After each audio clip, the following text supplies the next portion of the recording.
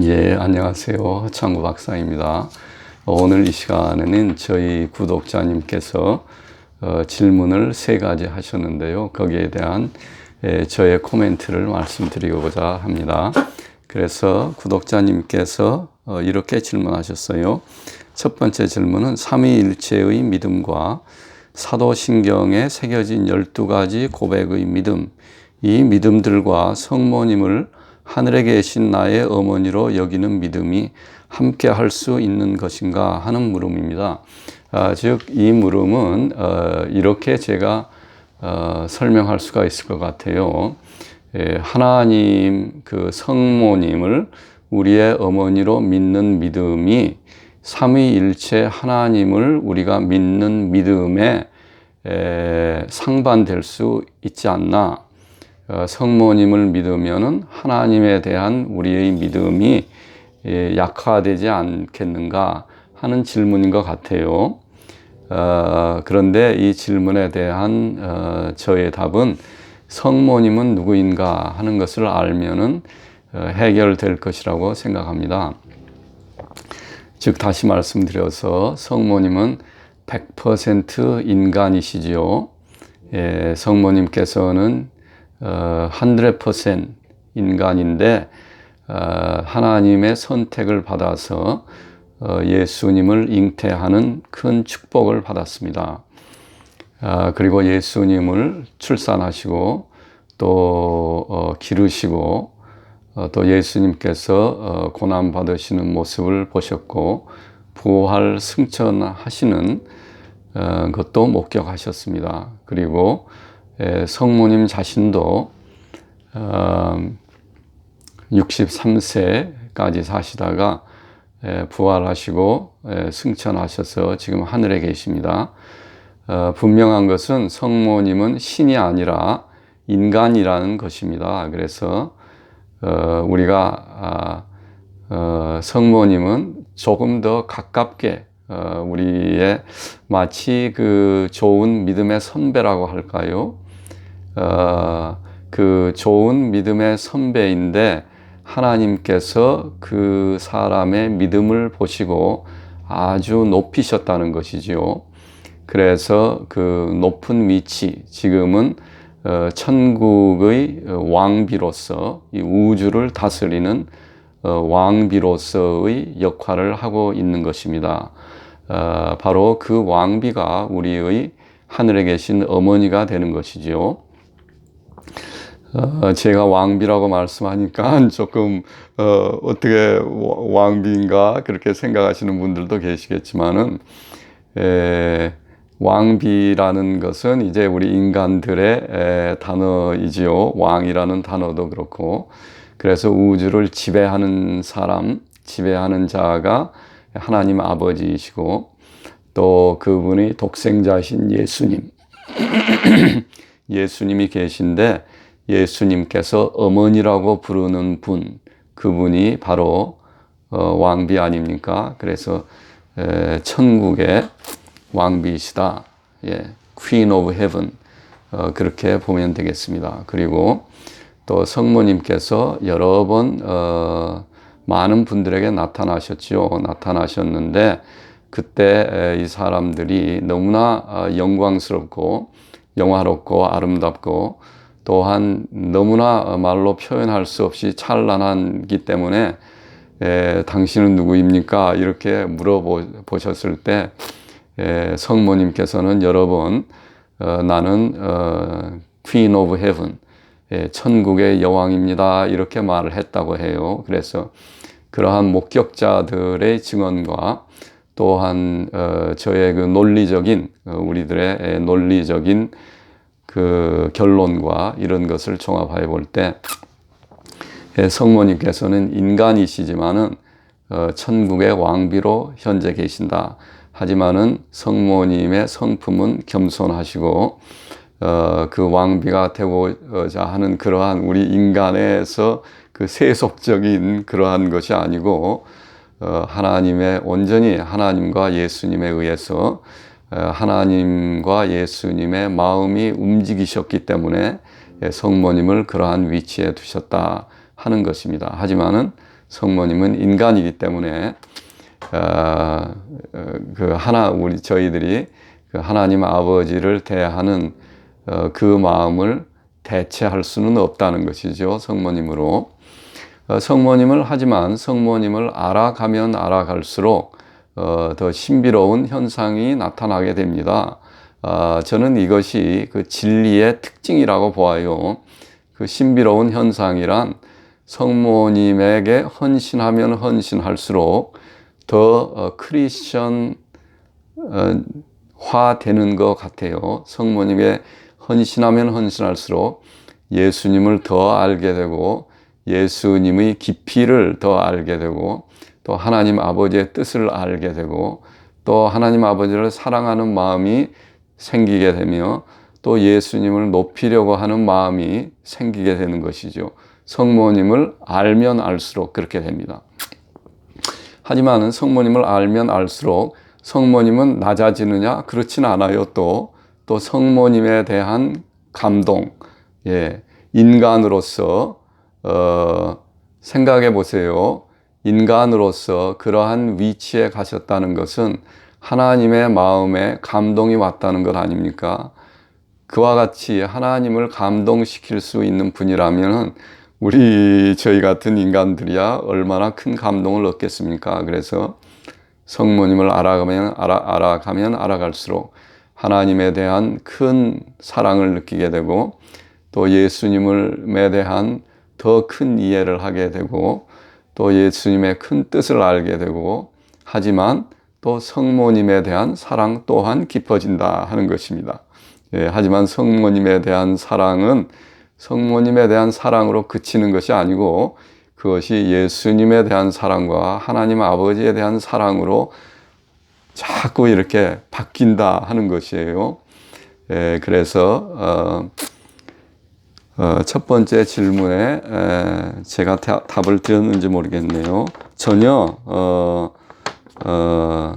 하나님에 대한 믿음에 해가 되지는 않는다는 것이죠. 성모님이 인간으로서 우리 지금 하늘에 계시기 때문에 하늘에 계신 우리 어머니 그렇게 믿는 것이 하나님에 대한 믿음을 크게 하는 것이고 전혀 방해가 되는 것은 아니라는 저의 말입니다.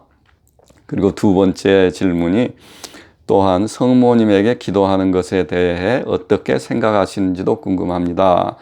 성모님에 대해 기도하는 것은 기도라는 그 단어에 조금 유의할 필요가 있어요. 기도라는 그 의미는 여러 가지 의미가 있기 때문에 우리가 대화하는 의미도 있고 성모님을 알아가는 것 중에 한 부분이 성모님에게 기도하는 것입니다. 성모님에게 대화하고 저 아랠 것은 아뢰고 하는 것이에요. 성모님은 지금 하늘에 계시기 때문에 성모님이 누구입니까? 예수님께서 천당에서 어머니라고 부르시는 그분이기 때문에 당연히 성모님에게 아뢰는 것은 예수님께서 기뻐하시는 일입니다. 기뻐하시고 우리가 그렇잖아요. 어떤 남자는 여자를 만나러 갈 때, 젊었을 때 여자를 만나러 갈 때 장모님 하면서 장모님에게 넙죽절을 하면은 여자가 좋아하지 않습니까? 여성이. 그것과 마찬가지로 또 아내가 우리의 남편의 어머니에게 조금이라도 관심을 갖고 맛있는 것이라도 드리고 그러면 아내가 더 사랑스럽지 않습니까?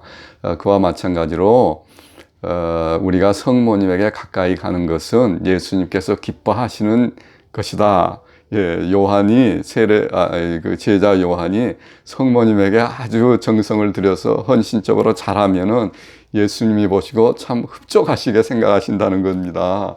그래서 아무리 우리가 성모님한테 잘하고 그 예수님을 다 잊어버리고 가령 하나님도 잊어버리고 예수님도 잊어버리고 오직 성모님만 에게만 잘한다 하더라도 예수님께서 보시고 참 기특하구나. 너는 참 기특하다. 이렇게 기뻐하신다는 것이지요.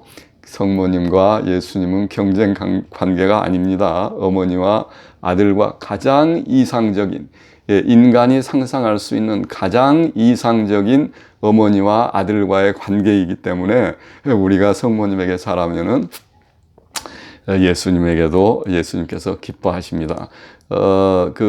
예수님께서 제자들을 부르시고 제자들을 성모님에게 소개를 시켰다고 해요. 제자들을 예수님에게 소개를 시키는데 그 중에서 제자 요한이 그 성모님을 보시자 바닥에 넙죽 엎드려서 절을 드렸다고 합니다. 제자 요한이. 그래서 다른 제자들은 뭐 반갑게 인사를 했겠지요. 뭐 고개도 숙이면서 반갑게 인사도 했겠지만은 오직 제자 요한이 성모님을 보자마자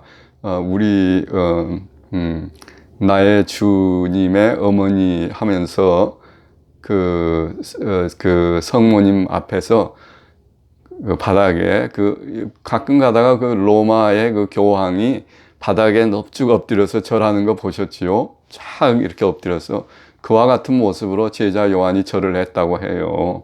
성모님에게. 물론 성모님께서는 가만히 그 절을 받고만 계시지는 않겠지요. 그러면서 성모님께서는 은혜로운 말씀을 하셨을 것입니다.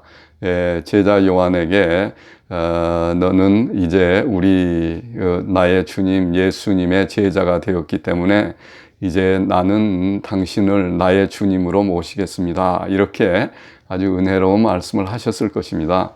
하지만 제가 또 다른 곳으로 갔네요. 기도하는 것에 대해서 어떻게 생각하시는가 하는 것인데, 성모님의 기도하는 것은 우리가 대화하고 항상 시간을 많이 보내야 된다는 것이죠. 성모님과. 기도도 성모님을 알아가는 한 과정입니다. 그리고 성모님과 많은 시간을 보내는 것이고, 성모님께 기도하는 것에 대해서 예수님께서는 전혀 아주 기쁘게 생각하신다는 것입니다. 우리가 이 천주교에서 보면은, 이 카톨릭에서 보면은 묵주기도라는 것을 하지 않습니까? 묵주기도는 사실 예수님과 성모님의 일생이 담겨 있는 일종의 시와 같은 것입니다. 그 기도문인데 그 기도의 성격이 조금 달라요. 우리가 그래서 사도신경으로 시작합니다. 사도신경으로 시작해서 하늘에 계신 우리 아버지, 전능하사 천지를 만드신 사도신경으로 시작해서 또 가운데 주기도문도 들어가고, 그러니까 예수님이 잉태되시면서부터 탄생하시고, 그 다음에 부활 승천하시고, 이 모든 일생이 성모님과 예수님의 일생이 함축되어 있는 그런 기도입니다. 그래서 그 기도를 드리는데, 이 정교에서도 묵주 기도를 합니다. 그래서 이 카톨릭에서 하는 것과 같은 기도를 정교를 믿는 사람들도 많이 그것을 합니다. 그래서 묵주 기도를 개신교에서 개인적으로 한다고 해서 그것은 전혀 비성경적인 것은 아니라고 할 수가 있겠습니다. 이 묵주 기도는 1214년에 스페인의 수도 승인 성 도미닉이 프랑스 남부에 이단들이 많이 출현했다고 해요. 그래서 이 성 도미닉은 로얄 패밀리였습니다. 귀족, 왕족, 귀족의 가문인데요. 이제 수도승이 되었는데 프랑스 남부에서 이단들이 많이 출현해서 많은 사람들을 현혹하고 해서 이 세인 도미닉이 그 사람들을 변화시키기 위해서 프랑스 남부로 갔는데, 그곳에서 성모님이 출현하셔서 세인 도미니크에게 이 묵주 기도를 주셨다고 해요. 그래서 세인 도미닉이 그 묵주 기도를 받아서, 그것이 1214년입니다. 그때부터 이제 시작된 것인데, 제가 말씀드린 대로 성모님과 예수님의 일생이 담겨 있다 하겠습니다. 담겨 있는 그 스테인먼트라고 할 수 있습니다. 그래서 성모님에게 기도하는 것에 대해서 저는 그 기도의 성격이 중보 기도를 요청하는 그러한 형태의 기도이기 때문에 성모님에게 드리는 기도는 마치 어떤 사람이 아프면은 저희가 목사님에게 목사님 저와 함께 우리 이 형제를 위하여 기도하여 주세요 하는 형태의 기도, 그것은 이제 기도를 요청하는 것 아닙니까? 그러한 형태의 기도이기 때문에 성모님에게 하는 대화, 성모님과 하는 기도, 이것은 좋은 기도라고 하겠습니다. 좋은 일이다. 저는 그렇게 생각해요. 하지만은 성모님에게 기도하면서 성모님 이제부터 당신이 나의 하나님입니다. 성모님 이제 당신이 나의 하나님이 되셨습니다. 새로운 하나님을 이제 성모님에게서 발견했습니다. 그렇게 하면은 성모님으로부터도 그렇게 서로 여러분이 진심으로 기도한다 하더라도 그러면은 기도하는 가운데 성모님이 아니야 너 그렇게 하면 안 돼 그렇게 하시겠죠. 그리고 예수님께서도 우리가 신실한 마음으로 한다면 아니야 그렇게 하면 안 되는 거야 성모님은 인간이잖아 그렇게 할 것으로 저는 생각합니다. 그래서 성령님이 다 알아서 하신다. 우리가 아무것도 모르면서 성모님에게 기도하더라도 성령님께서 다 알아서 좋은 길로 인도하신다는 것이죠. 성모님에게 헌신하면 자동적으로 올바른 길로 간다고 저는 생각합니다. 진심으로 성모님에게 기도하든지 마음을 쏟아놓든지 대화하든지 하면은 성모님께서 올바른 길로 인도하신다는 그러한 믿음이 있습니다. 저는 그리고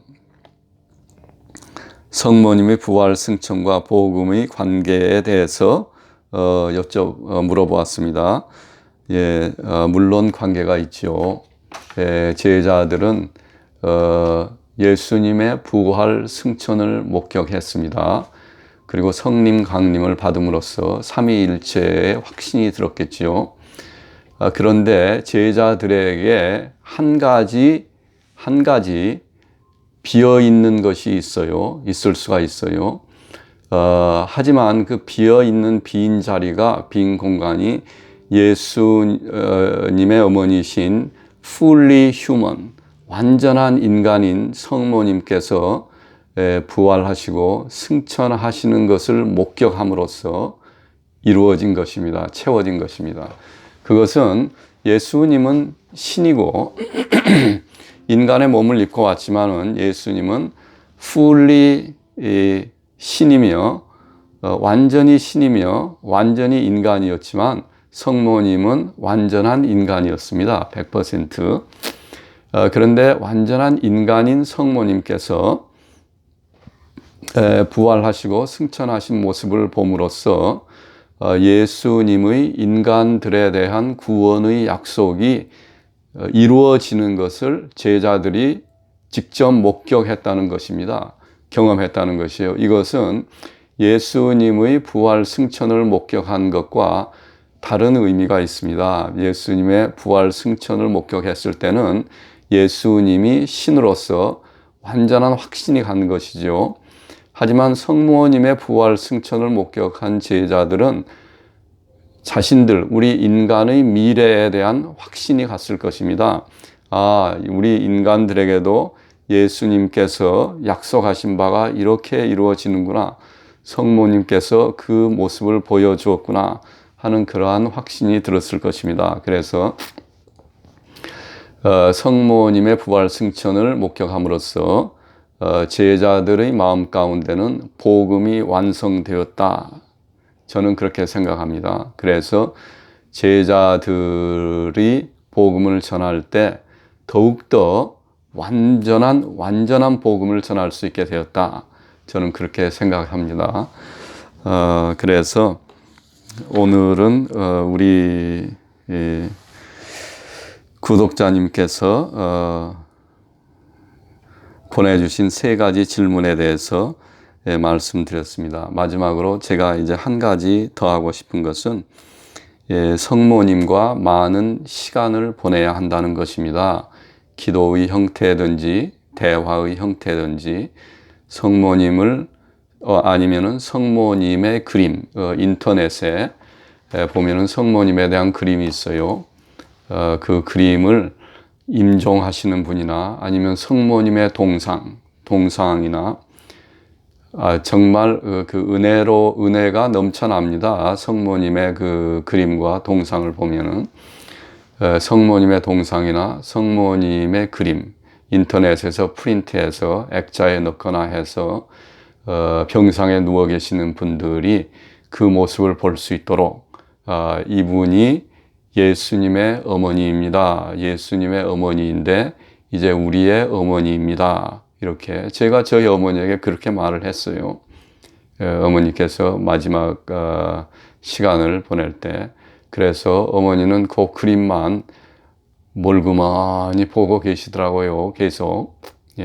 그때는 이제 저희 어머님께서 정신도 좀 없고 그런 상태였지만은 그 그림을 그래 그러면서 계속 보고 계세요. 넋을 잃고 보고 계세요. 그 어머니의 머릿속에서 어떠한 생각이 오갔는지는 제가 알 수 없지만은 그 그림 보시기를 몹시 좋아하셨습니다. 그래서 그렇게 하고 우리부터도 성모님과 함께 보내는 시간을 많이 가져야 한다는 것입니다.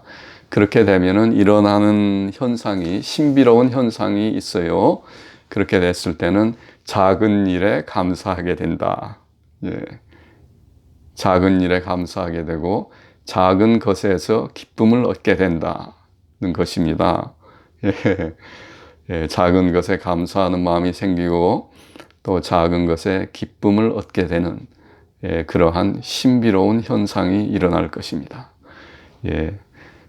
지금까지 저의 말을 들어주셔서 감사합니다. 오늘 제대로 설명이 되었는지 모르겠네요.